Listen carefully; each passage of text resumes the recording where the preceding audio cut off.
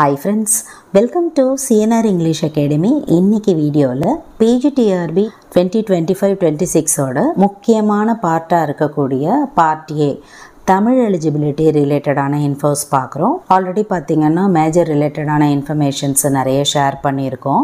And இந்த middle இந்த part A அப்படின்னு சொல்லப்படுற தமிழ் எலிஜிபிலிட்டி அண்ட் அதுக்கு எவ்வளோ இம்பார்ட்டன்ஸ் கொடுக்கணும், எந்த ஸ்டாண்டர்ட்ஸில் இருந்து படிக்கணும், இந்த மாதிரி இன்ஃபர்மேஷன்ஸ் இந்த வீடியோவில் இருக்கும். ஓகே, ஃபர்ஸ்ட் ஆஃப் ஆல் நியூவாக எழுதக்கூடிய பிஜி டீச்சர்ஸ் ஒரு சில பேர் வந்து கேட்குறீங்க, இந்த மாதிரி நான் தமிழ் மேஜர் முடிச்சிருக்கோம், எங்களுக்குமே வந்து தமிழ் எலிஜிபிலிட்டி இருக்குமா அப்படின்ற மாதிரி.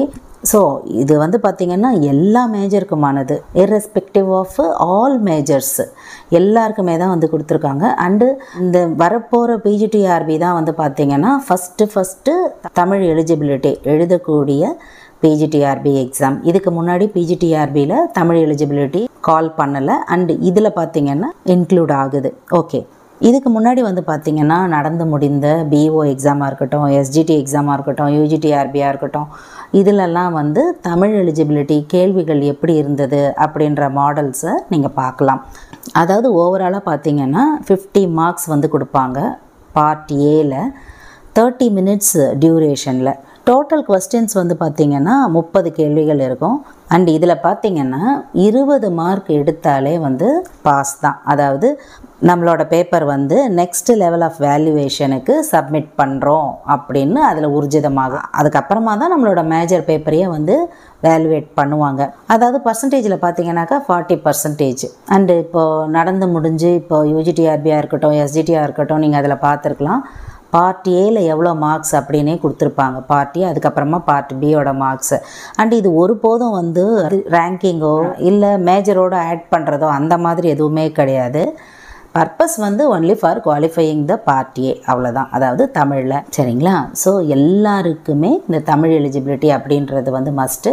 அந்த நோட்டிஃபிகேஷனில் வந்து நம்ம வந்து தெளிவாக பார்க்கலாம். இது பிஜிடிஆர்பி ஸ்டாண்டர்டில் இருக்கிறதுனால மேபி இதில் சேஞ்சஸ் வந்தாலும் ஆச்சரியப்படுறதுக்கு இல்லை. நம்பர் ஆஃப் கொஸ்டின்ஸ் ஆல்ரெடி 30 இருக்குது இல்லைங்களா, அதில் மாற்றங்கள் வரத்துக்கும் வாய்ப்பு இருக்குது.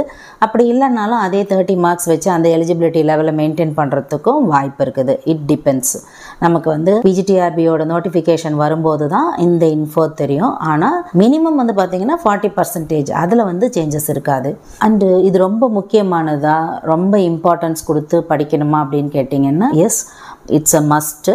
ஏன் அப்படின்னு சொன்னால் மேஜர்லேயே கான்சன்ட்ரேட் பண்ணிக்கிட்டே இருக்கும்போது கண்டிப்பாக இந்த பார்ட் ஏ அப்படின்ற ஒரு விஷயத்தை வந்து கொஞ்ச நாள் கழித்து படிச்சுக்கலாம். மேபி மேஜர் கொஞ்சம் முடிச்சுக்கிட்டே வந்துட்டு நம்பர் ஆஃப் யூனிட்ஸ் இதில் நிறைய படித்து முடிச்சுட்டு அதுக்கப்புறமா கூட நம்ம படிச்சுக்கலாம் அப்படின்ற ஐடியாவில் இருப்போம் இல்லைங்களா. அது வந்து கொஞ்சம் சீரியஸான ஒரு இன்ஃபோ. ஏன் அப்படின்னு சொன்னால் யூஜிடிஆர்பியில் நம்ம அகாடமியில் இருக்கக்கூடிய டீச்சர்ஸுமே பார்த்திங்கன்னா நிறைய பேரோட ரிசல்ட்ஸ் வந்து இந்த பார்ட்டியே டர்ன் ஆச்சு. நம்ம வந்து ஏற்கனவே அந்த இன்ஃபோஸ்லாம் வந்து யூஜிடிஆர்பி வீடியோஸில் ஷேர் பண்ணியிருப்போம். அண்டு எஸ்ஜிடிலையுமே பார்த்திங்கன்னா அந்த ஒரு சுச்சுவேஷன் இருந்தது. என்னென்னா மேஜரில் நல்ல மார்க்ஸ் ஸ்கோர் பண்ணியிருக்காங்க, ஆனால் வந்து தமிழ் எலிஜிபிலிட்டியில் வந்து பார்த்திங்கன்னா குவாலிஃபை ஆகலை. ஏன்னா நம்ம சொன்ன மாதிரி தான், தமிழ் எலிஜிபிலிட்டி தானே, நம்ம ஈஸியாக வந்து அதை படிச்சிடலாம் லாஸ்ட் ஹவர்ஸில் அப்படின்னு நினைக்கிறோம். அது கொஞ்சம் தப்பான ஒரு மைண்ட் செட்டு. எப்போவுமே 110 மார்க்கு மேஜருக்கு வந்து நம்ம எவ்வளோ இம்பார்ட்டன்ஸ் கொடுத்து படிக்கிறோமோ அதே மாதிரி சைக்காலஜி ப்ளஸ் ஜிகே இதெல்லாம் பார்த்திங்கன்னா சைக்காலஜியும் ஜிகேவும் டிசைடிங் ஃபேக்டராக இருக்கும். எவ்வளோ மார்க்ஸ் அதிகப்படுத்துறதுக்கு, நம்மளை முந்தி தள்ளுறதுக்கு, இதுக்கெல்லாம் வந்து டிசைடிங் ஃபேக்டர்ஸாக இருக்கக்கூடிய மார்க்ஸு. ஆனால் இந்த பார்ட் ஏ அப்படின்றதில் வந்து நம்ம கிளியர் பண்ணல அப்படின்னு சொன்னால் ஓவராலாக எடுத்த எஃபர்ட்ஸே வந்து ஒன்ஸ் ஃபார் ஆல் வந்து அடுத்த கட்டத்துக்கு போகாமையே நம்மளோட முயற்சிகள் வந்து முற்றிலுமாக தகர்க்கப்படுது. ஸோ ஸ்டாண்டர்ட்ஸ் என்ன படிக்கணும், எந்த ஸ்டாண்டர்ட்ஸில் நீங்கள் படிக்கணும் அப்படின்னு பார்த்தீங்கன்னா 6th to 12th வந்து மஸ்ட்டு. ஒரு சில பேர் வந்து 10th வரைக்கும் படித்தா போதுமானதுன்னு சொல்கிறாங்களே அப்படின்னு கேட்குறீங்க. இன்ஃபேக்ட் நம்மளோட டெஸ்ட் பேச்சஸில் இருக்கிறவங்களுமே கூட நம்ம வந்து கண்டிப்பாக வந்து அப் டு 12th வரைக்கும் 1000 கொஸ்டின்ஸ் வந்து கொடுத்துட்றோம் தமிழ் எலிஜிபிலிட்டிக்கு மட்டுமே. ஏன் அப்படின்னு சொன்னால் இது பிஜிடிஆர்பி லெவல் அப்படின்றதுனால கம்பல்சரி 11th and 12th வந்து நம்ம கேள்விகளை வந்து எதிர்பார்க்கலாம். கண்டிப்பாக நம்பர் ஆஃப் கொஸ்டின்ஸ் அதிகமாக இருக்குமே தவிர கண்டிப்பாக வந்து 11th 12th கொஸ்டின்ஸ் வந்து இல்லாமல் போகிறதுக்கு வாய்ப்பே கிடையாது. நமக்கு நல்லாவே தெரியும் ஸ்டாண்டர்ட் தான். ஒரு பிஜி லெவல் அப்படின்னு சொல்லும்போது கண்டிப்பாக நம்ம வந்து 11th 12th வந்து படிக்கணும். ஸோ ஏன் 6th to 12th வரைக்கும் படிக்கணும், 11th 12th மட்டுமே படித்தா போதுமானது தானே அப்படின்னு நீங்கள் நினைக்கலாம். அப்படி இல்லை. 6th to 12th வரைக்கும் பார்த்திங்கன்னா செய்யுள் பார்ட்டில் நிறைய டாபிக்ஸ் வந்து ரிப்பீட் ஆகிட்டே வந்துட்டுருக்கும். ஒரு சின்ன பொருள் கூட பார்த்திங்கன்னா 6th 7th வந்து ஈஸியாகவே வந்து நமக்கு கிடச்சிரும். அதே மாதிரி 6th நீங்கள் வந்து இந்த இலக்கண பகுதிகள்லாம் வந்து படிக்கும்போது அவங்க எந்த மாதிரி கேள்விகள் வந்து ட்விஸ்ட் பண்ணி கேட்டாலும் 11th 12thலாம் கேட்டாலுமே கூட நமக்கு பேசிக்காக ஒரு ஐடியா இருந்தது அப்படின்னு சொன்னால் நம்மளால் ஈஸியாக அந்த கொஸ்டின்ஸை வந்து நம்மளால் வந்து அடிக்க முடியும். அதுக்காக தான் வந்து 6th படிக்கணும் அப்படின்னு சொல்கிறது. பர்டிகுலர்லி கிராமர் பார்ட் வந்து 6th படிங்க. அது ரொம்ப ரொம்ப இம்பார்ட்டண்ட்டு. டைரெக்டாக போய்ட்டு 11th 12th நம்ம படிக்கும்போது நேரம் செலவு தான் உங்களுக்கு அதிகமாக ஆகும். ஏன்னா புரிஞ்சுக்கிறதுக்கு கஷ்டமாக இருக்கும் இல்லைங்களா. நமக்கு வந்து இந்த ஸ்கூல் டச் விட்டு கொஞ்சம் நாள் ஆயிருக்கும் இல்லைங்களா. அதனால் மறுபடியும் போயிட்டு 11th and 12th வந்து டைரெக்டாக வச்சு பார்க்கும்போது அந்த டைமுக்கு புரிகிற மாதிரி இருக்கும். நான் இல்லைன்னு சொல்ல கிடையாது. ஆனால் லெவல் ஆஃப் அண்டர்ஸ்டாண்டிங் தான் நமக்கு வந்து கொஸ்டின் பேப்பரில் செக் பண்ணுவாங்க. அந்த இடத்துல வந்து நமக்கு ப்ராப்ளம் ஆகும். நம்ம புரிஞ்சுக்கிட்ட விஷயம் ஒன்று, நம்ம வந்து ஷேட் பண்ணுற ஆப்ஷன் ஒன்று அப்படின்னு ஆகிடும். எந்த அளவுக்கு வந்து லெவல் ஆஃப் அண்டர்ஸ்டாண்டிங்கில் நம்ம கான்க்ரீட்டாக இருக்கிறோமோ அந்த அளவுக்கு வந்து உங்களோட மார்க்ஸ் வந்து அதிகமாகிட்டே போகும். அது எதில் வேணால் இருக்கலாம். தமிழ் எலிஜிபிலிட்டியாக இருக்கலாம், சைக்காலஜியாக இருக்கலாம், மேஜர் பார்ட்டாக இருக்கலாம், எதில் வேணால் இருக்கலாம். அதனால தான் இது ரொம்ப ரொம்ப முக்கியமான பகுதி இல்லைங்களா. பார்ட் ஏன்றது குவாலிஃபை ஆகியே ஆகணும் அப்படின்றதுனால நீங்கள் வந்து கொஞ்சம் இம்பார்ட்டன்ஸ் கொடுத்து இப்போத்துலேருந்தே வந்து படிக்கும்போது உங்களுக்கு அது வந்து அவ்வளோ பெரிய கஷ்டமாக தெரியாது.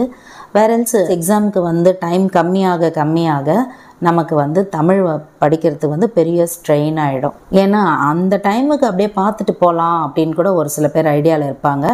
அந்த தவறை மட்டும் செஞ்சிடாதீங்க. ஏன்னு சொன்னால் கொஸ்டின்ஸ் வந்து ரொம்ப டாக்டிஸாக ரொம்ப ட்ரிக்கியாக வந்து கேட்குறாங்க கேள்விகள். நேரடியாக வந்து நீங்கள் இருக்கக்கூடிய கேள்விகள் பார்த்திங்கன்னா எண்ணிடலாம் 30 கேள்வியில். அதனால் லெவல் ஆஃப் அண்டர்ஸ்டாண்டிங் வந்து ரொம்ப மஸ்ட்டு. ஸோ தட் டெய்லி வந்து பார்த்திங்கன்னா ஒரு மணி நேரமோ, அது அரை மணி நேரமாக கூட நீங்கள் பிரிச்சுக்கலாம். மார்னிங் ஒரு 30 minutes, ஈவினிங் ஒரு 30 minutes, ஒரு 1 month அந்த கிராஜுவலாக நீங்கள் வந்து அதை பார்க்கும்போது கண்டிப்பாக ஒரு 2-3 ஸ்டாண்டர்ட்ஸை நீங்கள் வந்து கம்ப்ளீட் பண்ணிடுவீங்க. அதாவது அந்த கன்சிஸ்டன்சி லெவல் டெய்லி இருக்கணும். ஒரு நாள் படிச்சுட்டு ஒரு நாள் படிக்காமல் அப்படி சொல்லலை. கண்டினியூஸாக ஒரு 30 daysக்கு அட் அ ஸ்ட்ரெச் நீங்கள் ஒரு அதில் ஸ்ட்ரெயின் கொடுக்கும்போது கண்டிப்பாக அதில் இருக்கக்கூடிய இன்ஃபோஸை வந்து நீங்கள் ஈஸியாக கிராஸ்ப் பண்ணிடுவீங்க. அண்ட் அது ரிவிஷனுக்கு வரும்போது பார்த்திங்கன்னா நமக்கு ஈஸியாகவே வந்து தெரிய ஆரம்பிச்சிடும். இதுக்கப்புறம் இது தானே அப்படின்ற ஒரு இன்ஃபோஸை வந்து மைண்டு கெட் பண்ணிடும். ஸோ அப்போ பாருங்கள், 2nd level revision 3rd level ரிவிஷன்லாம் பார்த்திங்கன்னா டைம் கம்மியாக இருக்கும், லெவல் ஆஃப் கான்ஃபிடென்ஸ் அதிகமாக இருக்கும். ஸோ நமக்கு வந்து அதில் பொட்டன்ஷியல் அதிகமாக ஆகும். கண்டிப்பாக நம்ம வந்து நல்ல ஸ்கோர் பண்ணிடுவோம் அப்படின்ற ஒரு தயக்கமே இல்லாமல் நம்ம பார்ட் பி வந்து அட்டென்ட் பண்ணுவோம். அதுக்காக தான் நம்ம இவ்வளோ சொல்கிறது. ஏன்னா இப்போ வந்து ஃபஸ்ட்டு 30 minutes நீங்கள் இந்த எக்ஸாம் அட்டென்ட் பண்ணுறீங்கன்னு வச்சுக்கோங்க.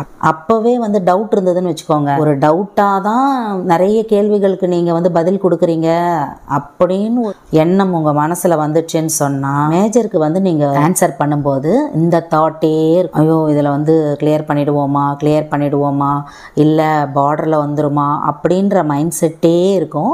அப்போ வந்து பார்ட் பி வந்து பார்த்திங்கன்னா நமக்கு ஒரு கஷ்டமாக இருக்கும்.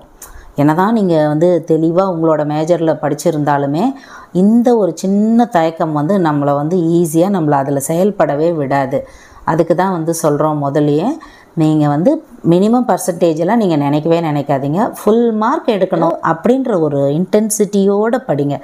ஏன் அதில் 40% ஃபுல் மார்க் தான் எடுப்போமே, இதில் என்ன இருக்குது அப்படின்ற மாதிரி. அப்போ தான் நம்மளால் வந்து அந்த 40% வந்து கிராஸ் பண்ண முடியும் இல்லைங்களா. அதுக்காகத்தான் இந்த வீடியோவே. ஸோ தமிழ் எலிஜிபிலிட்டியில் யாருமே ஜஸ்ட் லைக் தட் ஈஸியாக படிச்சிடலாம் லாஸ்ட் ஹவர்ஸில் அப்படின்னு யாருமே நினைக்காதீங்க. இப்போத்துலேருந்தே வந்து தமிழ் எலிஜிபிலிட்டிக்கு வந்து கான்சென்ட்ரேட் பண்ணுங்கள். According with psychology and GK. சைக்காலஜிக்கும் ஜிகேக்கும் தனியாக படிச்சுட்டு இருப்பீங்க இல்லைங்களா, அதோடு கூடவே நீங்கள் படிச்சுட்டே வாங்க. அண்டு கண்டிப்பாக அப் டு 12th standard வரைக்கும் நீங்கள் வந்து படிக்கணும். இப்போ வந்து எந்த ஸ்டாண்டர்டு படிக்கணும் இது மஸ்ட்டாக ஒரு கிளாரிட்டி கிடச்சிருக்கோன்னு நம்புகிறோம். இதில் உங்களுக்கு வேறு ஏதாவது டவுட்ஸ் இருந்ததுன்னு சொன்னால் வழக்கம் போல் உங்களோட கமெண்ட் செக்ஷனில் சொல்லுங்கள். Up to this I conclude. இதே மாதிரி ஒரு நல்ல வீடியோவில் உங்களை நான் மீட் பண்ணுறேன். Thank you friends. தேங்க்ஸ் ஃபார் வாட்சிங்.